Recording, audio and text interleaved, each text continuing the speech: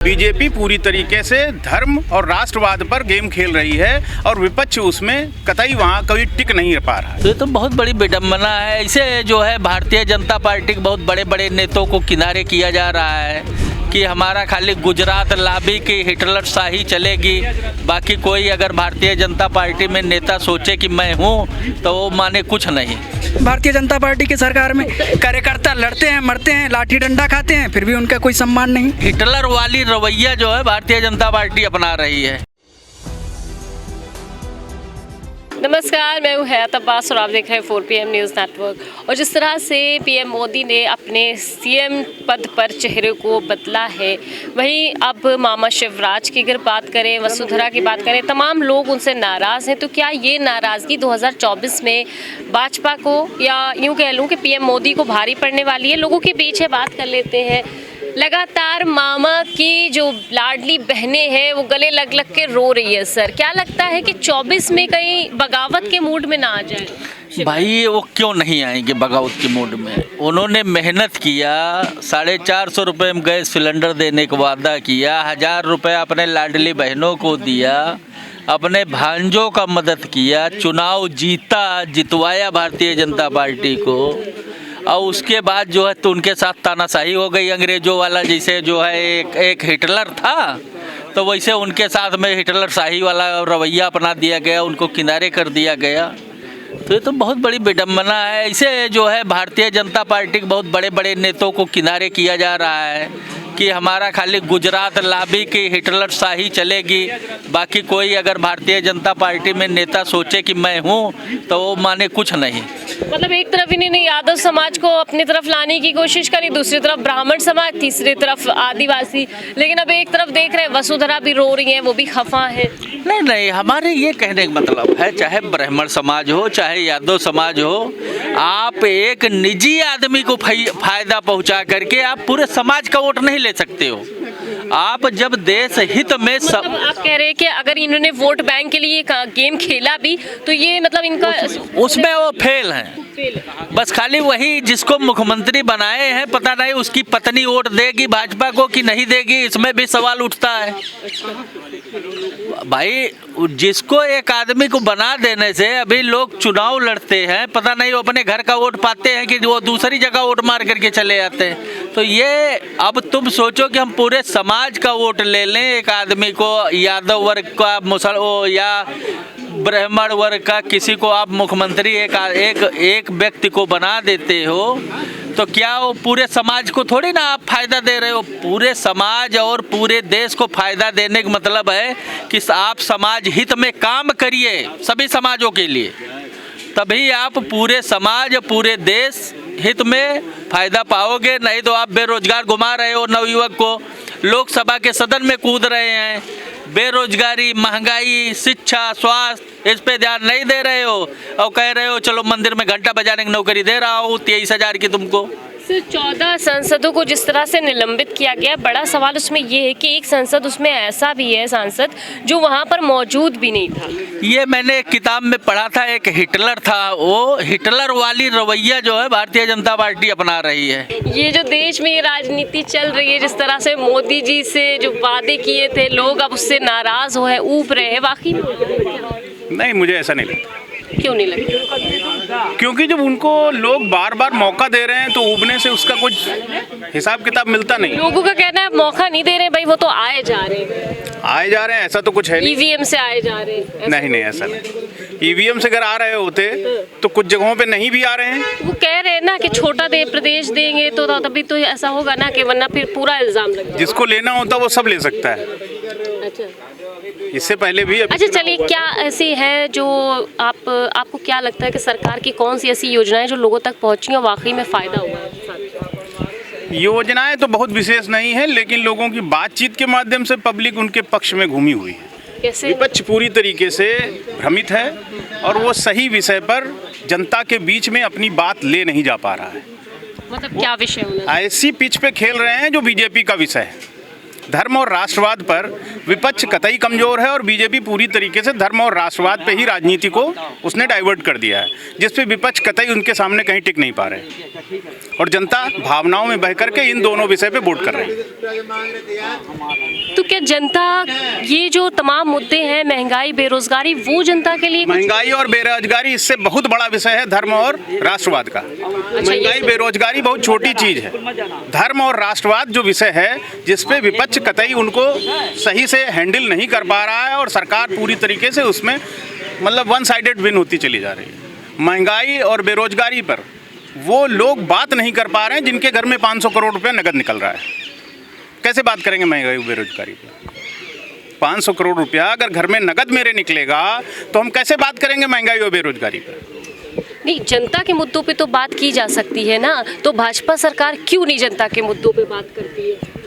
देखिए, सरकार तब तक उन विषय पे नहीं जाती जब तक विपक्ष के द्वारा वो विषय सामने नहीं लाए जाते। तो विपक्ष तो बार बार कह रहा है कि आपने 400 का सिलेंडर मध्य प्रदेश में आपने ऐलान कर दिया, छत्तीसगढ़ में ऐलान कर दिया, ये उत्तर प्रदेश में क्यों नहीं किया और पूरे देश में क्यों नहीं किया? देश के प्रधानमंत्री है ना, तो उन राज्यों में क्यों करते हैं जहाँ पे जीतते हैं? देखिए, महंगाई और बेरोजगारी ये राष्ट्रवाद और धर्म के ऊपर बहुत छोटे मुद्दे हैं। बीजेपी पूरी तरीके से धर्म और राष्ट्रवाद पर गेम खेल रही है और विपक्ष उसमें कतई वहाँ कभी टिक नहीं पा रहा है। सबसे बड़ा मुद्दा धर्म और राष्ट्रवाद का है जिसपे बीजेपी पूरी तरीके से स्वेप कर रही है और महंगाई और बेरोजगारी बहुत छोटे मुद्दे हो जा रहे हैं। मतलब 24 में ये मंदिर दे देंगे, राम मंदिर दे देंगे, ये माहौल यही है और वही तैयारी है। सरकार जिस पिच पे बढ़ रही है उसी पिच पे वो खेल रही है और विपक्ष जिन मुद्दों पे, जैसे आपने कहा महंगाई और बेरोजगारी पे उसको विषय सही से रखना चाहिए, वो नहीं रख पा रहे हैं। जनता को वो अपनी बातों के द्वारा प्रभावित नहीं कर पा रहे हैं और महंगाई बेरोजगारी का मुद्दा जो विपक्ष है वो पूरी तरह बनाने में नाकामयाब है। अच्छा, जनता तो ये भी कहती है ना कि प्रधानमंत्री जी मन की बात सुनते नहीं है, वो कहते हैं अपने मन की बात। ऐसे देश के प्रधानमंत्री हैं, जब उनको सुनना चाहिए लोगों की वो सुन नहीं रहे। अभी कल ही जो बेरोजगारी वाला मुद्दा हुआ, देखिए वो लोग वहाँ पे सदन में पहुँच गए। नहीं, सदन में जो लोग पहुंचे वो कतई तरह गलत है। उनको ऐसी कोई हरकत नहीं करनी चाहिए जो देश के खिलाफ है और सदन में घुसना उनके लिए कतई उन्होंने एक आपराधिक कृत्य किया है, क्योंकि उसमें वो लोग भी शामिल हैं। अभी भी खामोश है। अभी पूरी तरीके से उस पर बहुत ज़्यादा कहना उचित नहीं होगा। अभी 2-4 दिनों में उसका जब मामला निकल के आएगा पता चलेगा कि वो लोग किस लिए वहाँ गए थे। जो 40 साल के लोग हों, जिन्होंने एमफिल कर रखा हो, उनको भी बेरोजगारी गर है, तो उनकी एमफिल होने पे क्वालिटी का क्या मसला है ये समझने का विषय है। क्योंकि एमफिल IAS की तैयारी करने वाले हर जिले में और हर गांव में लोग रहते हैं, लेकिन सब लोग IAS नहीं बनते। उसके बावजूद भी वो लोग कोई ना कोई अपना रोजगार होता है और जो आदमी नीट क्वालिफाइड हो, एमफिल कर चुका हो, अगर वो एक टीचर नहीं हो सकता है तो बेरोजगारी की बात करने क्या मतलब?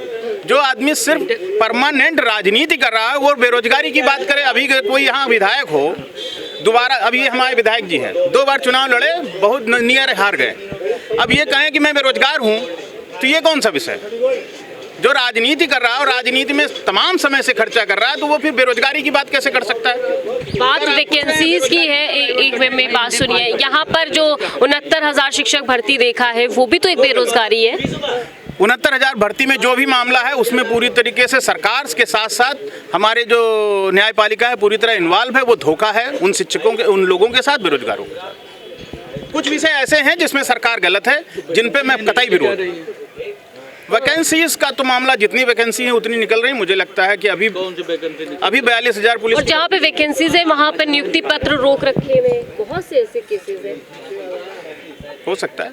वैसे मुझे तो लग रहा है कि अभी कभी मुख्यमंत्री जो है नियुक्ति पत्र बांटते हैं, वैकेंसीज जितनी है वो निकलती ही रहती है। और वैकेंसीज का मामला जब पहले ही आपके यहाँ जब इस क्लास 4 की जब नौकरी ही ख़त्म कर दी गई, जब फर्स्ट 2 और 3 मतलब 1 2 3 के केवल क्लास की नौकरी बची है, उसकी तो वैसे भी परसेंटेज 15 है। जो 4th क्लास नौकरी थी वो तो कहीं निकलती ही नहीं, वो तो ख़त्म हो गई। पहले ही ख़त्म कर दिया तो 80% नौकरी के तो वांट तो ख़त्म हो चुके हैं। इससे ज़्यादा आप नौकरी कहाँ से आप लाओगे? 15% ही नौकरी है पहले की अपेक्षा कर 2000। अच्छा, मोदी जी फिर ये क्यों कहते हैं कि हम 2 करोड़ रोजगार दे रहे हैं? अब वो उनका कहने का विषय, उसका जवाब तो उन्हीं से लेना चाहिए। क्या वाकई में 2024 में महंगाई और बेरोजगारी बड़ा मुद्दा बन सकता है भाजपा से? जी बिल्कुल बन सकता है, क्योंकि आप यही रेट उठा के देखिए। 2014 से पहले प्रति व्यक्ति 14,000 कुछ रुपए था कर्जा प्रति व्यक्ति। और आज के डेट में 38,000 कुछ रुपया हो गया है। इसका रेट का आप डिफरेंस देख लीजिए कि कहाँ से कहाँ। आप कर्जा नहीं भी लिए हैं फिर भी आप कर्जे में हैं, या आप समझ लीजिए। और ये तो आपका पहला बात हो गया। दूसरी बात ये है कि भारतीय जनता पार्टी जो भी अपना कार्यभार कर रही है उसमें अपने कार्यकर्ताओं को नहीं बचा पा रही है। कार्यकर्ताओं के ऊपर मुकदमे लिखे जा रहे हैं, उसको नहीं बचा पा रही है। अच्छा, भाजपा कार्यकर्ताओं में एक गुस्सा देखा है पार्टी के खिलाफ, क्यों, ऐसा क्यों हो रहा है? इसलिए क्योंकि उनके कार्यकर्ता के ऊपर मुकदमा लिखा जा रहा है। उनके कोई अधिकारी बात नहीं सुनता है। कोई काम लेकर जाते हैं किसी को बचाने के लिए तो अधिकारी सुनता ही नहीं है। कोई भी मतलब कि एक एप्लीकेशन लेके पैरवी करने जाए भाजपा के कार्यकर्ता कि यह हमारे वोटर हैं, आप इनकी मदद करिए, अधिकारी सुनने के लिए तैयार ही नहीं होता है। ये हाल है इनके सरकार में, भारतीय जनता पार्टी की सरकार में। कार्यकर्ता लड़ते हैं, मरते हैं, लाठी डंडा खाते हैं, फिर भी उनका कोई सम्मान नहीं। कई लोगों के आयुष्मान कार्ड नहीं बन पा रहे हैं। हम तो अपने क्षेत्र में जब दौड़ा करते हैं, जब हम भारतीय जनता पार्टी के लिए हमने वोट कराया था तो हमने यही कह करके कराया था कि भाई आप लोग मुझे देख के, पार्टी को देख के आप लोग वोट करिए, हमारे पास में काम लेकर आइएगा, मैं आपका काम कराऊंगा।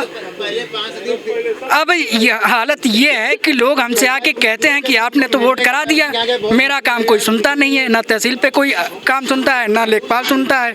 आयुष्मान कार्ड मतलब ये कहना गलत नहीं होगा कि भाजपा के करनी और कथनी में बड़ा फर्क है। बिल्कुल बिल्कुल तो उनके कार्यकर्ता भी उनसे नाराज हो गए। बिल्कुल बिल्कुल। अभी वसुंधरा राजे वहाँ नाराज है, शिवराज सिंह चौहान वहाँ पे नाराज है। मध्य प्रदेश में क्या होगा? योगी महाराज उत्तर प्रदेश से नाराज हैं। ये नाराजगी कितनी महंगी पड़ेगी मोदी जी? बहुत महंगी। 2024 में आप देख लीजिए, खुद जनता ही डिसाइड कर लेगी कि इसमें क्या करना है क्या नहीं करना है। कार्यकर्ता इस टाइम पे गुस्से से भरे हैं क्योंकि उनका कहीं भी सुना नहीं जा रहा है। आयुष्मान कार्ड बन नहीं रहे हैं लोगों के, बहुत नाराजगी है। आने वाले 2024 में ये लोग हार के जा रहे हैं। कार्यकर्ता बहुत नाराज है। अच्छा, हाँ, कार्यकर्ता ही साथ नहीं है। हाँ, कार्यकर्ता साथ नहीं देगा इनका, क्योंकि कोई अधिकारी सुनने के लिए तैयार ही नहीं हो रहा है।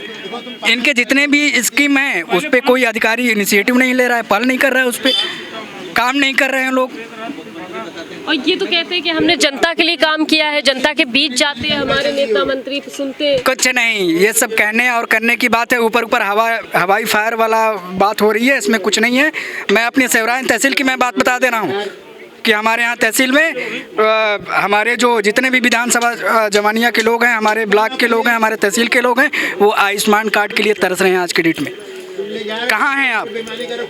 भारतीय जनता पार्टी की सरकार में जो आवास योजना और तमाम तरह की योजनाएं, अरे कुछ नहीं, गरीबों को तो कुछ मिल ही नहीं रहा है। मैंने हम अपने यहाँ के खैरवार बिरादरी को 2-3 लोगों को अप्लाई कराया था, उनका अभी तक आया नहीं है। बता रहे हैं वहाँ पर कि पोर्टल ही बंद है, जब लखनऊ से ओपन होगा तब जाके हम करेंगे। अब बताइए, लगभग 4 महीना हो गया, इनका पोर्टल ही ओपन नहीं हुआ है। कहाँ से कार्यकर्ता इनको मदद कर देगा? कार्यकर्ताओं में नाराजगी नहीं होगी? किसी भी कार्यकर्ता का काम आप नहीं करते हैं तो ये बहुत बड़ा गलत बात है। कुछ भी कहना ठीक नहीं है। सरकार क्यों, लोकतांत्रिक देश है, आप अपनी बात रख सकते हैं। रखने से क्या फायदा जब उसकी बात सुनी ही नहीं जाएगी? आपको लगता है कि मोदी जी बात नहीं सुनते? अब मोदी जी, जोगी जी कोई नहीं सुनता। क्यों, ऐसा क्यों कह रहे हैं आप? अरे हम देख रहे हैं लोगों के साथ कि कोई बात सुनता ही नहीं। जो उनकी बुराई कर देता तुरंत उसकी जेल हो जाती है। तो बुराई मत करिए ना। बुराई नहीं करेगा आदमी, जब सुनेगा नहीं कोई तो बुराई नहीं करेगा, का उनके गुण गाएगा। तो इतना अच्छा काम कर रहे हैं, बुराई करने की बात कर रहे हैं। गरीबों को सब कुछ दे रहे हैं। कुछ नहीं दे रहे हैं, कागज में दे रहे हैं। मामा जी को जो है थोड़ा सा हटा करके, तो इससे थोड़ा सा तो नुकसान होगा। नुकसान होगा 24, थोड़ा सा तो होगा, इसमें दो राय नहीं, ये मानिए आप। क्योंकि मामा जी जिस हिसाब से इलेक्शन लड़े थे उस हिसाब से उनकी पकड़ अच्छी थी।